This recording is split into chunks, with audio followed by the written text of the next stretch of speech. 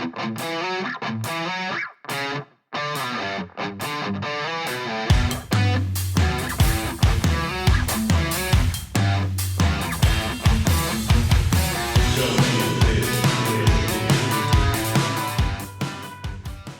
welcome to another episode of Don't Get This Twisted. I am the professor with my always co-host, Tina. How are you doing, Tina? I'm good, Professor. How are you tonight? Oh, I'm actually not too bad for a change. Glad to hear that. Yes, ma'am. We are going to actually have a subject this week because there's been a couple weeks we haven't. We're going to talk adoption and how it's affected people on this show. And we're really gonna kind of throw it your way because, well, you have experience with this, but I will kind of throw out a couple of statistics that I got from adoptionbeyond.org, because for my friend Jen in North Carolina, who always tells me that I have to tell you where I got it from. Let's see. There are millions of children worldwide who are orphans. Obviously, that's probably many millions, I'm going to guess.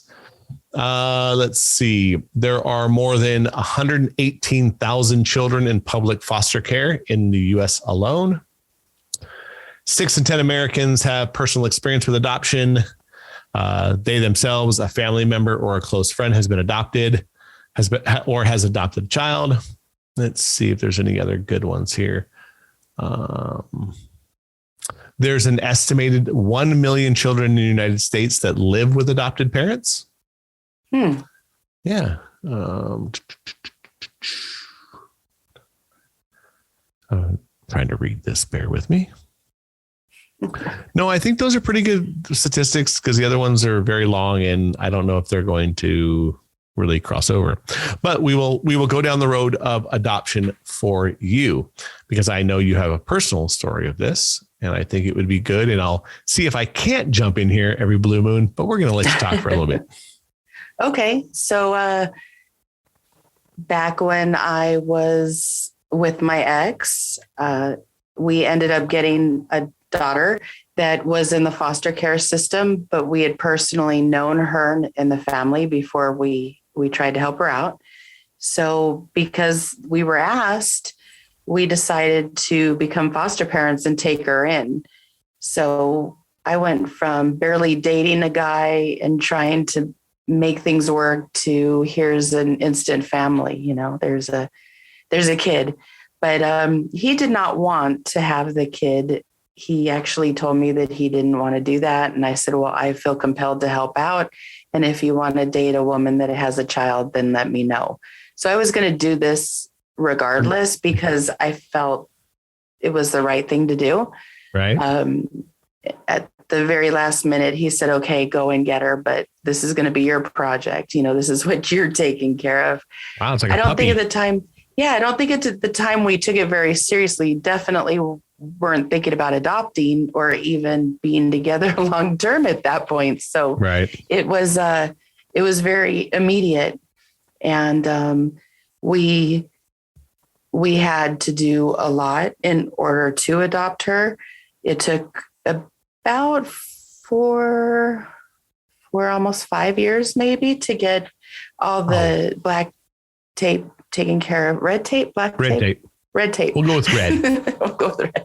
Anyway, so it took quite a while and we had to do a lot of extensive therapy sessions and visitations with the family because there were other children and the mom was still trying to get the kids back. And it was taxing. There was always people in and out of our lives that wouldn't have been there had we just had our child ourselves. It was a lot. It took a lot of focus and attention and just trying to persevere and get the kid through each and every day, whether she's going to be adopted or not, And how old was she? She was 8 when we got her full time. She was one of 4 children, but by the end of the process, she was one of 5. And she and I immediately clicked from day one. I remember her even saying that when she met me, she knew she wanted me to be her mother, which is kind of a weird thing, but we did have an instant connection. Mm-hmm. So she was the one that ended up asking me for help personally. So she was the one that got the help. There was no way to take care of somebody else's 4 children and all their needs. That was way more. And I realized that the kids didn't trust me either, where my daughter did. So that's how we ended up getting her. But it was a very taxing process of taking her to visit her biological parents, finding her biological parents, all the court cases or the court dates, all the doctors, lawyers. I'm surprised that many people do this, because if I had the chance to do it and I knew what I was getting into, I wouldn't do it. It was so much that it was overwhelming daily, like what we were dealing with. That's what I hear, though. I hear that from people who I know who either are going through it right now or have tried. It's just taxing. The process is so overwhelming that it literally makes you don't want to do it. And it's demanding. Like the schedule that they want you to keep is demanding. The things that they want for the child is demanding. The way in which you have to go about doing it was excessive. If they had just left the child with me and said, take care of her and do what you would do with your own daughter, it would have been so much easier. I mean, the therapy and everything, I believe in that. So I believe that we would have had her in it, because we had her in it the whole time.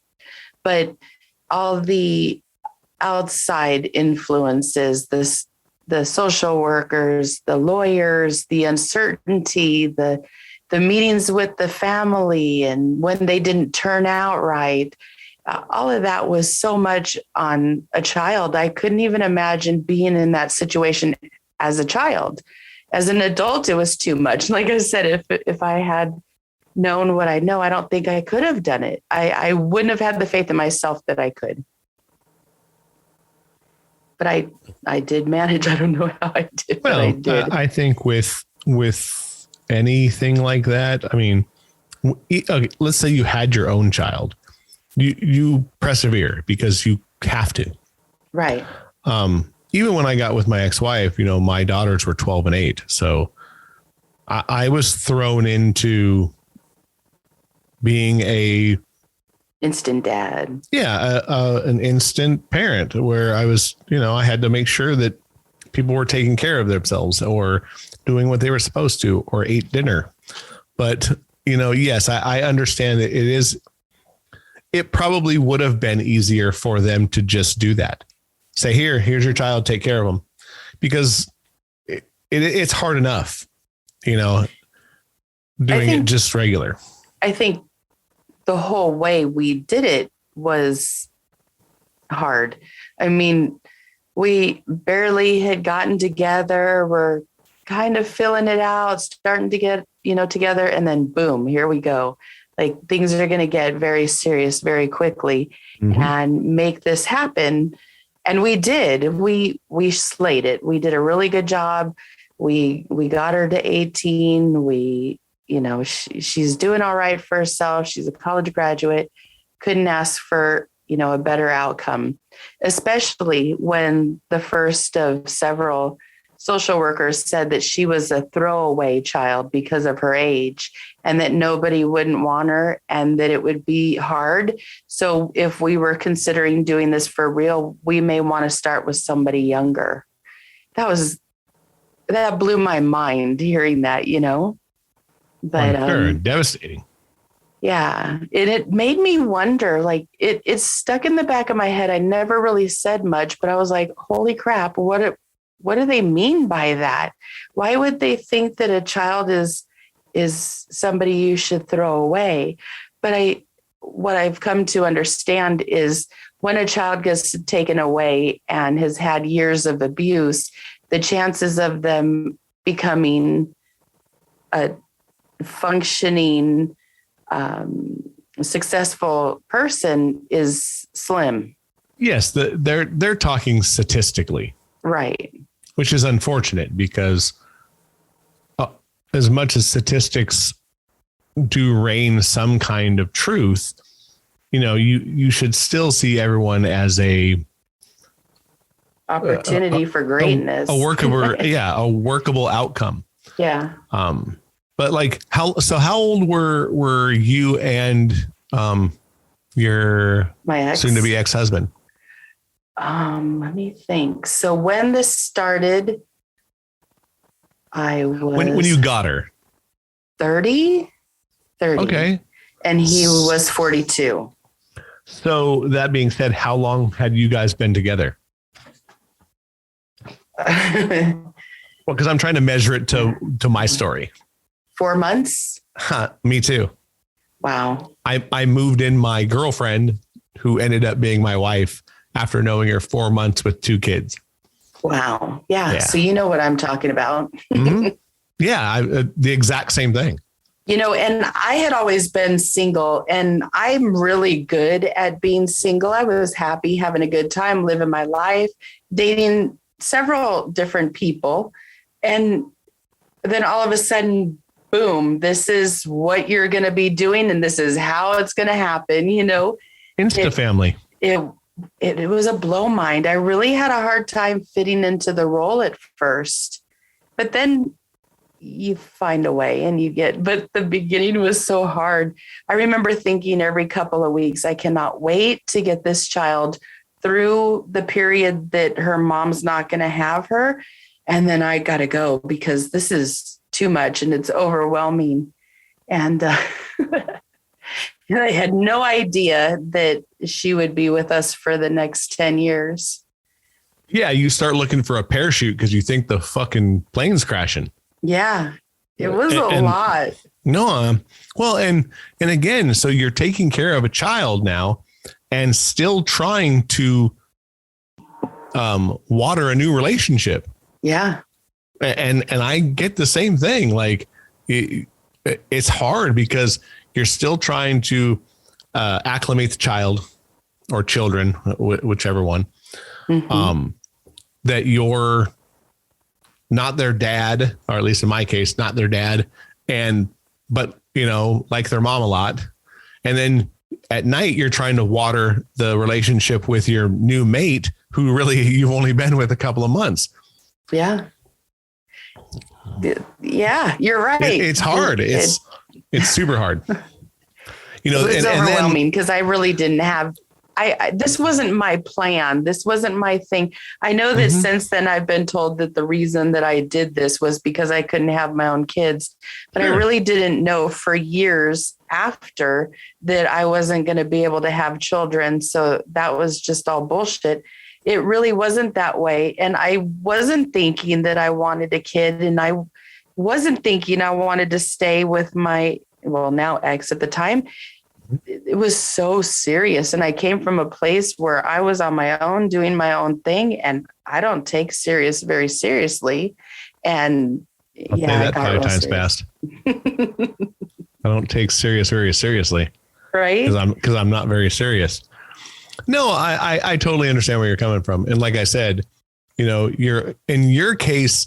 So my case, it was exactly what you did without any kind of adoption parameters. Right. No social workers, no visits, no this, no that, no this. So like I said, it's hard enough doing it where you're watering a new relationship. You're trying to grow as a couple because you've only been together a little bit.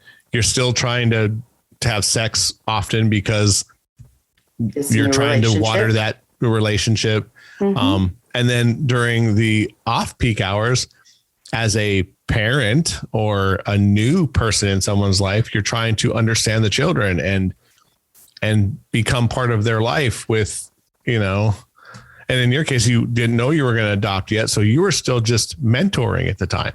Yeah. And 8, they're not like, they're smart. She was really smart. You couldn't get much past her, but the education part wasn't there. Like people don't realize how much time is lost going to class when you're in the situation that you're in, when you're a foster kid, when you have to go to court. They didn't have a chance. You know, these kids had to seriously fall behind in every aspect of their life, you know, and then not seeing even each other, their siblings. It was hard for them to get through. And I remember watching it and thinking the system is so flawed. You know, we're talking about adoption, but I'm more or less talking about adoption through the state with foster children. It's tremendous. And then if you want to talk about adoption as on a personal level, there's the part where you're never their actual parent. It doesn't matter how many years you've been their parent, they've come from another person. So right. The ties that they have to that other person are still very important, and they're there. And that's something that you can't, as the adopted parent, you can't cross, you know, you can't be that. Yes. No matter what you do. Right. So you're coming from a place where you're taking care of somebody else's responsibilities, and you're never going to be enough. And that for me was, I didn't realize that was going to come with the process. And it still to this day bothers me, because I really did try to give all that I could and just be everything that I could be to the kid and keep her safe. And it's still not the same. You know what I mean? There's still that connection, that the spiritual connection that comes only from a woman who has the child. Yes. Yes. I mean, no, because look, at the end of the day, they're not yours. And that hurts no matter what. And even as a step parent, I will tell you that, that it's never the same. And I have a pretty close relationship with my older daughter. My middle daughter, later in life, we have a better relationship, but during that time period, not very good at all. Like at all. Like we bumped heads for years and years. But I will tell you, you know, at the end of the day, I consider them my daughters because I raised them out of the house, but they have a father, and that's still their dad no matter what. I definitely say that I'm her mother. I'm on her birth certificate. Like I went all the way, the legal angles, did what I needed to do to adopt her. So my name and my ex's is on her birth certificate. And that's just the way I see it. As far as like the way that I treated her, that's how it was. But it definitely wasn't that way, because she had a mother and she had a father, and she was raised with one of them, well, both of them for a little bit, but her mom especially for quite a while. And there was no, even the way that she thought about being a mom was different. Like she never wanted to call me mom because her mother, she didn't feel like was any good. So mom didn't have the same meaning that it does to most people, where she could call my ex, who didn't do nearly as much as I did, dad, because she didn't really have one. Right, so, right. No, which is very bizarre, but yes.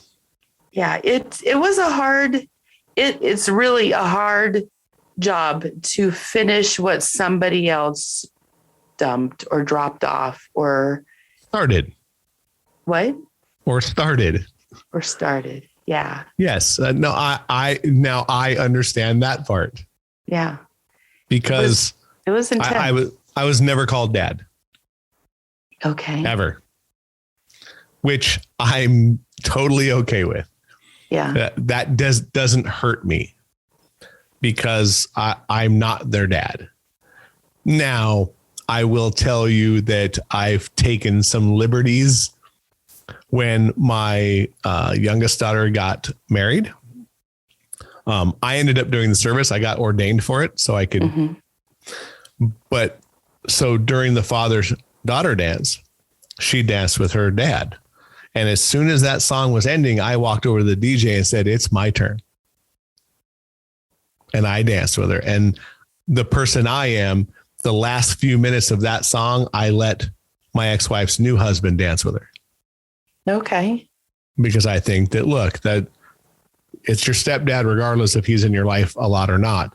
But I can tell you one thing. I got the dance because I fucking raised her. Mm-hmm.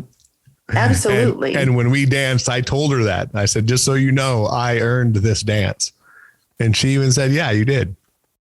Okay. But yes, thankfully, I'm not one of those persons that were like, I wasn't hurt that she didn't call me dad. They never did it. They never called me dad. Just because I don't think I earned that part. Mm-hmm. I earned being a father to them, but I didn't earn being called dad. And I'm okay with that. But I think, you're kind of in a weird situation because of how it went down, and mom still, I don't know. And you're right. She probably, the correlation to what a mother is probably she never knew what a real mom was. And that's maybe that's why. Yeah, it was amazing because she could call my mom grandma before she called me mom, my dad grandpa, and nobody did any of the work. To me, I was like, I don't get this. But I think that's just part of being mom now that I've gone through the situation. Moms don't get the credit that everybody else does. And they don't, because the mom has to be such a big part of the kid's life that it's the one that the kids feel that's the one they have to rebel against. I don't know, but yeah, I just think that moms do take a very an ass kicking. Yeah, that's fair. Now, I mean, in my case, it's a little different. I took my son after I got divorced, so I took the ass kicking. I was both mom and dad. Yeah. So I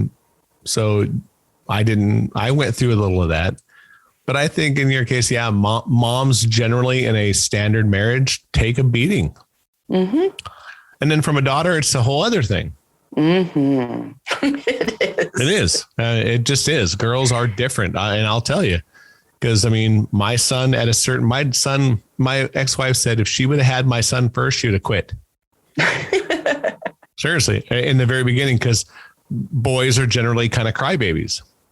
Yeah. But when they get to a certain age, they just don't need you anymore. Yeah. My son was just like, boop, and just disappeared. Whatever. Now the girls, her girls, she said, were great in the beginning. And then teenage came. And then that's when everything went to shit. Mm-hmm. That's, yeah. Teenage years are hard on a mom. Uh-huh. Yeah. I mean, it's true. They're just, and again, my son was hard on me as a teenager, but I think as a father to a boy, I put that shit in check real quick. And I do feel that men have problems with their sons that they don't have with their daughters too, because the sex is the same. Like, just like women with their daughters, they go through it because they're the same type of person. Yeah. I mean, and again, I think a dad can't grab a hold of his daughter and shake the shit out of her and put her up against a wall. Well, but a mom can. A mom can. No, but I think that, but a boy and his dad, I would jerk my kid up out of his chair. Yeah. And give two shits if he didn't like it. No, I get you. I was very much raised in that same type of situation, but I also believe it was very fair and got what we had coming. Of course. No, my son can count how many times he's been spanked on his hand. Yeah. One hand. But the times I did it, I beat his ass. Don't say that. I did. I didn't physically abuse him. I whooped his ass with a belt or whatever was next to me. Yeah. I come from that old school. My dad whooped my ass, and many times. Yeah, we used to get a good one too. Yeah. And I'll tell you that 9.5 times out of 10, I probably deserved it. Every single part of it. We definitely deserved it. We would push our parents to no end, and then they'd snap, and then we look like, what the hell that just happened to them? You know, how did we get here? Yeah. And again, I went to my dad many, many, many moons later and had to sit down with him when I got married and had a child. And I said, I was very sorry to him many times. Mm-hmm. I said, I'm sorry I put you through a lot of shit and I shouldn't have. There was a couple weeks where every freaking other day I was calling my mom, to the point where she said, oh, you're calling. What did your daughter do now? Because it seemed like I was having these epiphanies that I was exactly like her. And so I had to call and apologize and kind of commiserate with my mom. And she thought that was a lot of fun. Like, finally, I'm getting, the treatment that I deserve, like the value. But well, the teenage years were freaking rough. Look, most children become their parent or an offshoot of that. That's why we have issues with our kid, because they're doing shit we do. Well, that's different when they're adopted, though, because it's not the adopted parent that they're like, it's their biological parent. Yes, but I think like a lot of different things, the child that's around you will learn certain things. You're correct. And again, maybe because my son is like me because he's been around me since birth. So he's seen how I am. Like, we walk the same way, which is very bizarre to me. Yeah, but that's not adoption. That's genetic. So of course that is exactly. But how there he is, would walk. I think we're very much the same. And you're right. It could be genetic anyway. There's imprints for sure. Mm-hmm. But yeah, it's a very bizarre thing. Like, who we are as parents to an adopted child or a stepchild. Yeah, it's it's way different than a biological one for sure. Yes, I'm. And not only that, but from the child, you're completely tested. You're not, they're not going to believe you. They don't automatically trust you. When you have a child of your own, you start off with all of that, where when they're adopted, you got to start off with building that. Well, or breaking down what other people have taught them. Yeah, that's almost impossible, to be honest. It is. It's very hard. I mean, when my girls moved in with me, they had never done chores. Mm-hmm. Ever. And the first thing to my ex-wife was like, yeah, guess what they're doing? Because you have to build your children again. Like, they're 12 and 8 and they haven't done shit ever. How are you going to teach them how to do this? And I was like, well, we're going to do chores. And they fucking hated me. One of them actually that came to me and said, the only reason that you want us to do chores is that you don't want to do them yourself. And I giggled. I was like, are you kidding? I'll run circles around you doing the dishes. Matter of fact, I have to come back and clean the shit that you didn't clean right the first time. Yep. But you're teaching them. You're teaching them how to do it. It's a life lesson. So looking back on it, obviously, many years later, would you change it?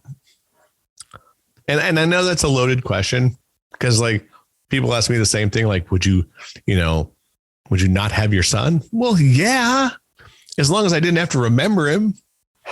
If I could restart and just not remember me having a son, I'd go back tomorrow. But I wouldn't restart knowing I had a son and restart again, because that would just kill you.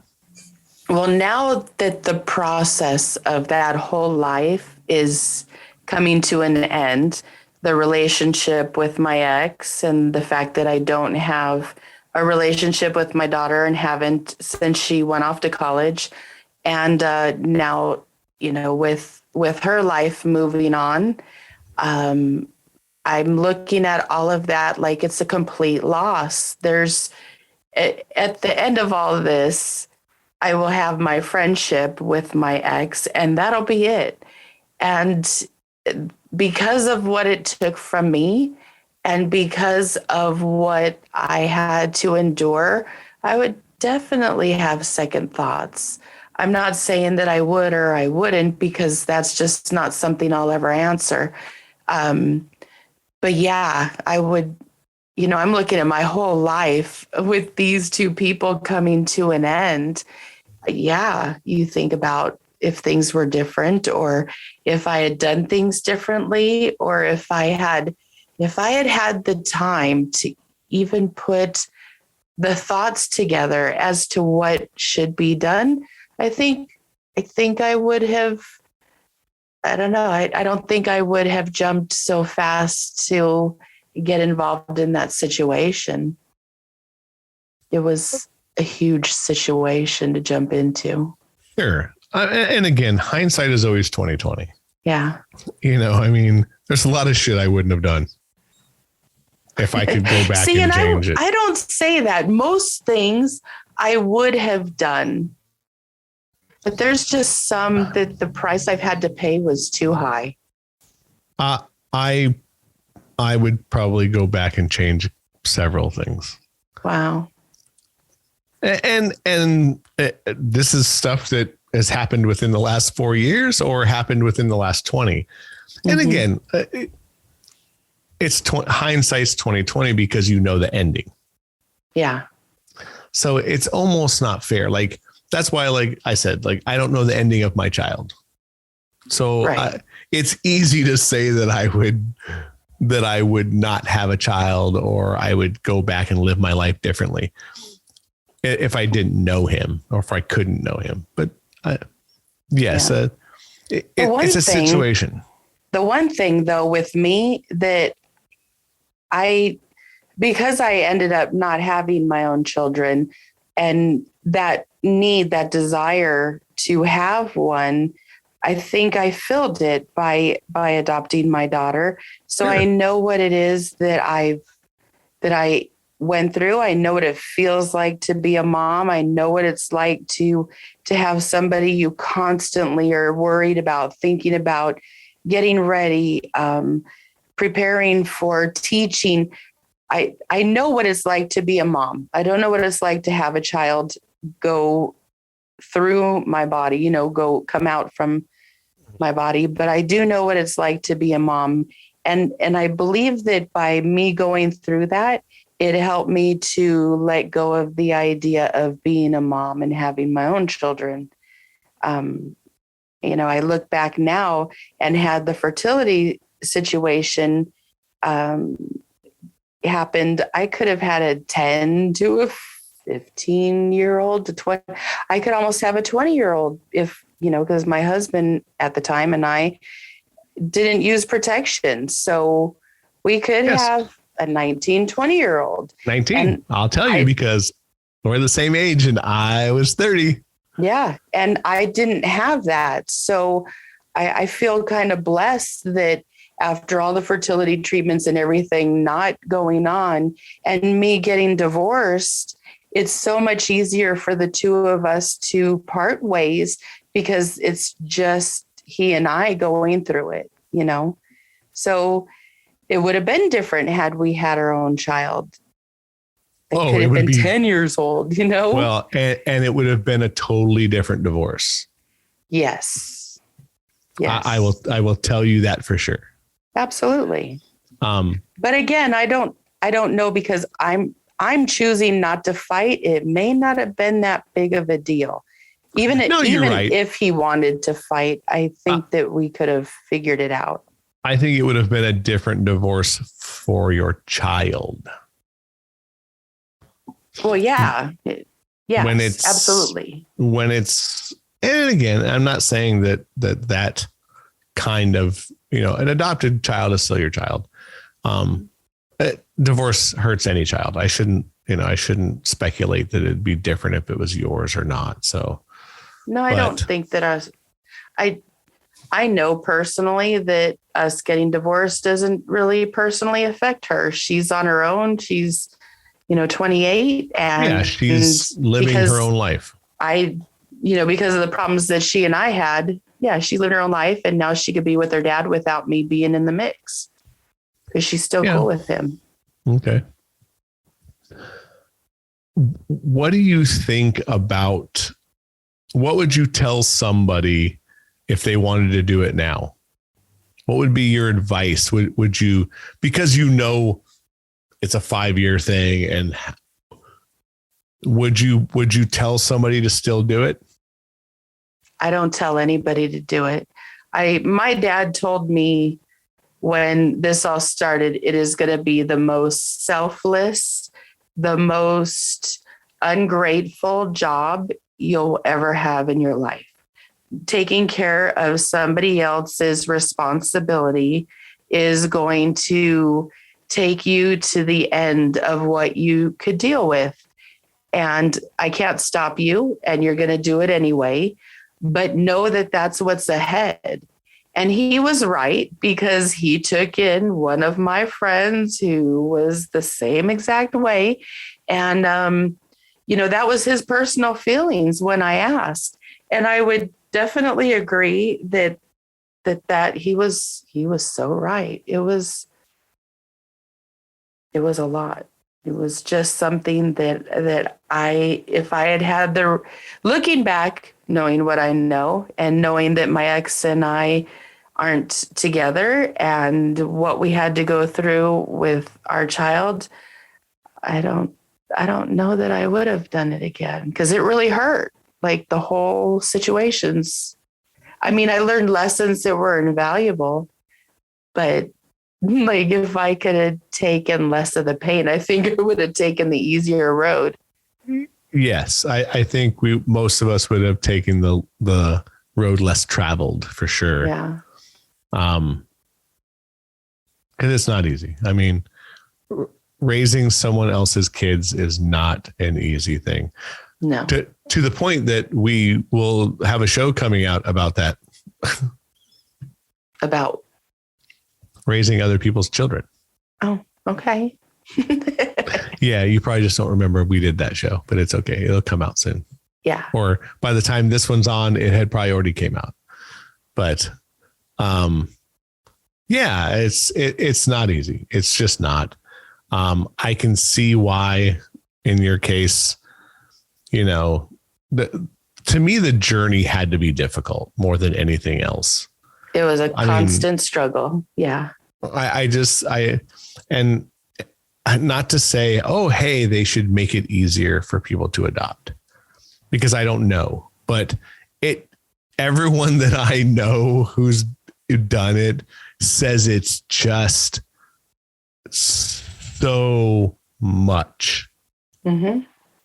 Oh, there's no end to what hoops you have to jump through just to prove that you're stable enough to take on a kid. I remember they gave you papers that you had to sign that were about your past. And I had mentioned that I was molested when I was 4. And then because I answered that question, I had a series of other questions to answer about that. And then I had to see the psychologist to make sure that I was okay through all that. Mm-hmm. And I was like, first of all, why is this anybody's freaking business? But I get it. They're worried about pedophiles. I don't know, whatever they got going on. But to go to the length that I had to go to and explain myself to the degree that I did, I wish I would have just said no. I didn't have any. Right. But at the same time, you want to be honest. You want to know that you're sane enough to take care of somebody else's kid too. So I don't know. It was, for me, it brought up a lot of my own abuse. It brought up a lot of my own insecurities. It definitely and you know what? looking at it, moms are insecure anyway. Moms think that, are we doing the right thing? Is this going to work? Is this going to help them? They got to be, together, and I need them to be smarter, and we got to work on this, and I got to take them to that. And women just kind of obsess about their kids, at least around here where I'm living. But it was a tremendous responsibility. It was something that definitely made my personality grow. It was not without a shit ton of pain, though. But isn't that being a parent anyway? That's what I hear.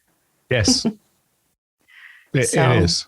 Whether they're yours or if you've raised them. Yeah, it's not an easy thing to do. It's just not. No. I wouldn't change anything. Because you can't, but I wouldn't even say that I had a horrible experience. I learned a lot of lessons with my 2 stepgirls. By the time my son got to a certain age, I kind of understood, maybe how to take care of that. Yeah.